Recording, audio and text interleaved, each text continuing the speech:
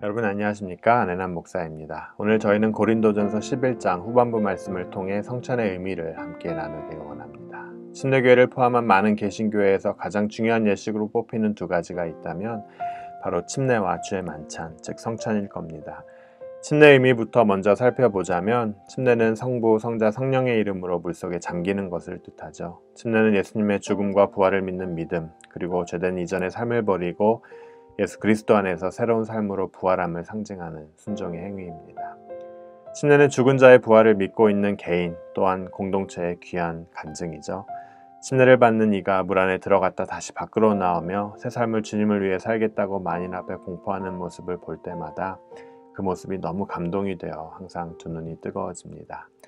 또 다른 개신교 의식이 하나 있는데 바로 금일 다루게 될 주의 만찬, 즉 성찬입니다.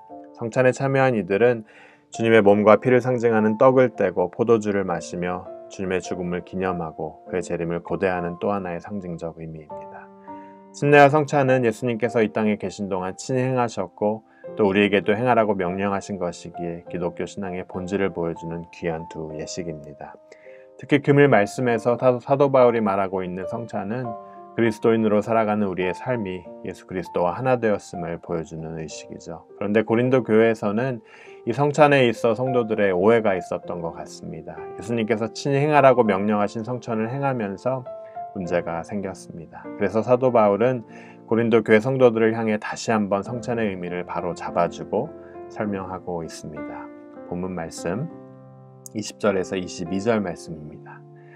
그런즉 너희가 함께 모여서 주의 만찬을 먹을 수 없으니 이는 먹을 때 각각 자기의 반찬을 먼저 갖다 먹으므로 어떤 사람은 시장하고 어떤 사람은 취함이라. 너희가 먹고 마실 집이 없느냐? 너희가 하나님의 교회를 업신여기고 빈궁한 자들을 부끄럽게 하느냐? 내가 너에게 무슨 말을 하랴? 너희를 칭찬하랴. 이것으로 칭찬하지 않노라. 여러분, 본문을 이해하려면 고린도 교회에서 어떻게 성찬을 진행했는지 먼저 이해해야 합니다. 오늘날 교회에서의 성찬은 보통 예배 중에 진행되기 때문에 아주 작은 빵 한 조각과 포도주 혹은 주스 한 모금에 불과하지만 원래부터 그런 것은 아니었습니다. 기록에 의하면 처음 예수님이 성찬을 행하셨을 때는 유월절 식사기간이었기 때문에 초대교회 또한 이 성찬식을 식사와 더불어 진행하였습니다. 모두가 다 식사를 마친 후에 마지막에 떡과 포도주로 성찬을 진행하였다고 합니다. 그런데 금일 말씀에서 보듯이 사회 각계각층이 다 모인 고린도 교회에서 시간과 돈이 넉넉한 이들은 일찍 교회에 와서 배불리 먹고 성찬에 참여했고요. 그렇지 못한 이들은 허겁지겁 교회에 와서 식사도 하지 못한 채 배고픔을 참으며 성찬에 참여하는 일이 일어나게 됩니다.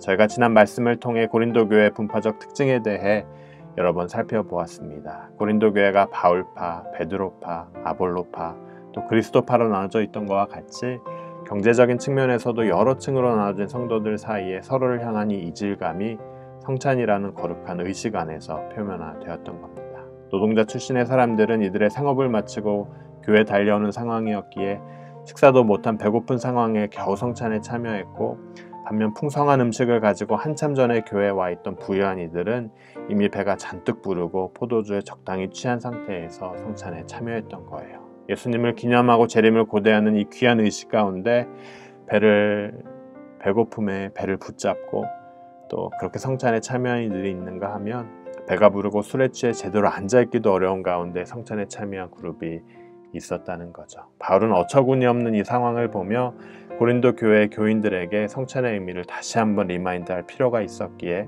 성찬에 대해 설명하기 시작합니다. 11장 23절을 통해 바울은 이렇게 전합니다. 내가 너에게 전한 것은 주께 받은 것이니.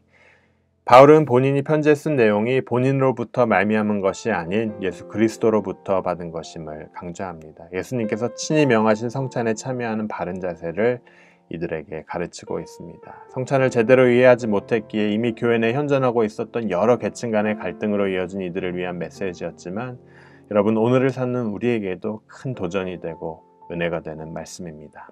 가장 먼저 바울은 이렇게 이야기합니다. 28절입니다. 사람이 자기를 살피고 그 후에야 이 떡을 먹고 이 잔을 마실지니.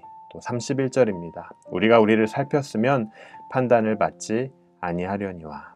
연달아 나오는 동사가 있는데 바로 살피다라는 동사입니다. 자신을 살피라는 의미는 나의 마음 상태와 영혼의 상태를 둘러보고 확인하라는 뜻입니다. 고린도 교인들에게 바울은 전합니다.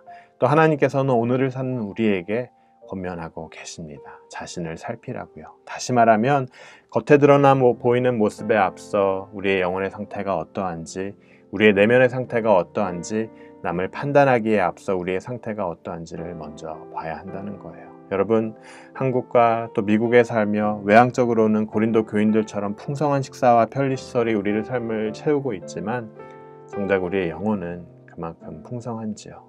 또 우리의 신앙생활에 있어 저희 교회와 같은 풍성하고 거룩한 공동체에 우리가 속해 있지만 우리 마음 안에는 나는 바울파다, 아볼로파다, 베드로파다 하는 분간을 지으며 살고 있진 않은지요. 여러분, 우리는 성찬을 통해 더 나아가 하나님의 말씀의 거울을 우리 자신 앞에 들고 우리의 내면을 바라보아야 합니다. 사랑하는 자여, 내 영혼이 잘됨 같이 내가 범사에 잘되고 강건하기를 내가 간구하노라. 그렇습니다.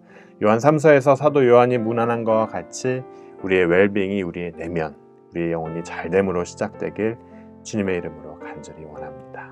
계속해서 보도록 하겠습니다. 33절입니다. 그런즉 내 형제들아, 먹으러 모일 때에 서로 기다리라. 성찬에 임할 때 사도 바울은 기다리라고 전합니다. 여러분, 주의 몸은 문자적으로 예수 그리스도를 의미하지만 우리는 우리가 속한 공동체, 교회를 또한 주님의 몸으로 표현하지 않습니까? 그렇습니다. 우리는 그리스도의 몸인 공동체를 위해 서로 기다릴 수 있어야 합니다. 참아줘야 합니다. 기다림은 또 다른 사랑의 표현이죠. 갓 태어난 아기가 성장하여 출가할 때까지 부모님들은 가정에서 20년이란 시간을 사랑으로 인내하고 기다립니다. 기다림은 그렇기에 가족을 자라게 하고 성숙하게 하고 하나 되게 하는 과정입니다. 그리스도 안에서 하나된 형제자매를 위해 그렇게 기다려주는 것은 나의 소중한 개인 시간을 낭비함이 아닌 사랑으로, 헌신으로 세워주는 영적인 과정인 거예요. 여러분, 기다림이란 현대를 사는 우리에게 언제부터 너무나 낯선 단어가 되어버린 것 같습니다. 현대인들은 즉석에서 해먹고 처리할 수 있는 인스턴트 문화에 익숙해져 버렸습니다. 인스턴트 식품뿐만 아니라 즉석에서 행하는 정보 전달 방식이 이제 세상을 바꿔놓았고요. 우리의 삶의 방식을 완전히 변화시켜 놓았습니다. 음식도 주문하자마자 나와야 하고 얻고 싶은 정보도 몇 초 이상 지연되면 짜증부터 나오는 상황을 우리는 지나갑니다. TV 드라마나 영화 등 여러 사이버 공간에서 범람하는 미디어는 물론 인스턴트 식품처럼 빠르고 짧고 재미있고 또 자극적이고 가볍게 모든 것이 흘러갑니다. 이제는 1분 이상의 영상도 길게 느껴진다는 것이 요즘 10대들의 진솔한 생각입니다.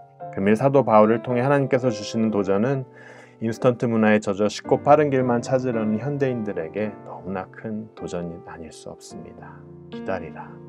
그렇습니다, 여러분. 주님의 은혜를 나누는 곳에 기다려주는 넉넉함이 늘 필요합니다. 내가 먼저 왔으면 그렇지 못한 이들을 위해 기다려주고 나중된 자들을 섬겨주는 사랑의 넉넉함이 있을 때 나중된 자들도 먼저 된 자를 존경하게 됩니다. 주님이 나를 독촉하지 않고 내가 내 죄를 깨닫고 주님 앞에 엎드릴 때까지 기다려주셨듯이 우리도 우리보다 연약한 자들을 위해 기꺼이 기다릴 수 있는 사랑의 마음이 필요한 줄 압니다.